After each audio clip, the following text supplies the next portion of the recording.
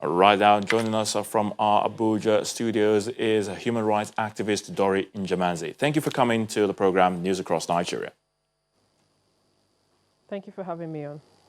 All right, so what gave rise to the 16 days campaign, as we heard from the story just announced, speaking about human rights and as it concerns women?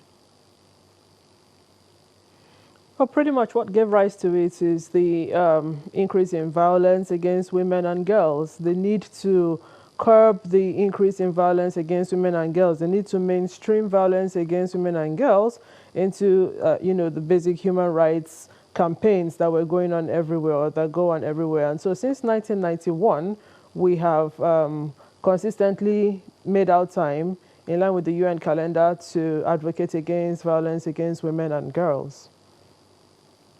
What is the focus of this year's campaign, talking about its significance to the times that we're living in, especially with the COVID-19?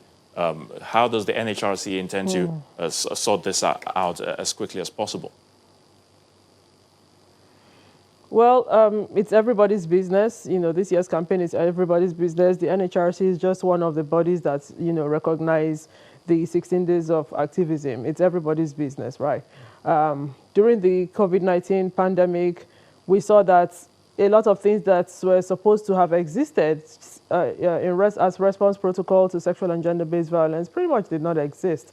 And so the basic things that needed to be done in line with ensuring that response to sexual and gender-based violence, or which are predominantly issues that women and girls suffer a lot, they come up very strong in these 16 days of activism.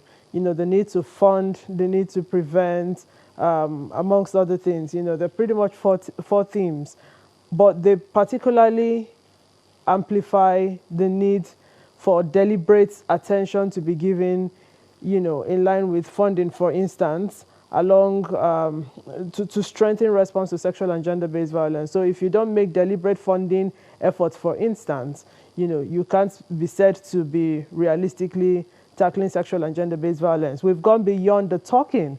The COVID-19 period proved that we need to be in the age or in the era where we are doing the walking, because when we are not doing the walking, lives are being cut short. We don't need to have other human beings like the Uwas and the Barakats die before we have the next line of activities. Now is the time to do things appropriately to ensure that we stop with the loss of lives owing to sexual and gender-based violence meted out on women and girls. And lastly, of course, I know with the COVID-19 pandemic, there were several lockdown measures in many countries, and that somehow gave rise to violence against women. How can we actually tackle this wholeheartedly, and what can citizens do to show support or solidarity going forward? The fight against gender-based violence, against women is everybody's business. Nigeria now has progressive laws that without which a lot of women and girls would be cheated. The Violence Against Persons Prohibition Act is there, the Child Rights Act is there, the Cyber Crimes Act is there as well, because there are a lot of crimes that are perpetrated using the internet. And so everybody should ensure that in your state of origin, these laws have been domesticated, and where they've been domesticated, there are defined means of funding. There's defined budgetary allocation for funding the implementation of these laws in your states, without which the state is pretty much before 1991, as far as I'm concerned, because women and girls will be cheated in your states. All right, Dori Njemanze, human rights activist, we thank you so much for your thoughts on News Across Nigeria. Thank you.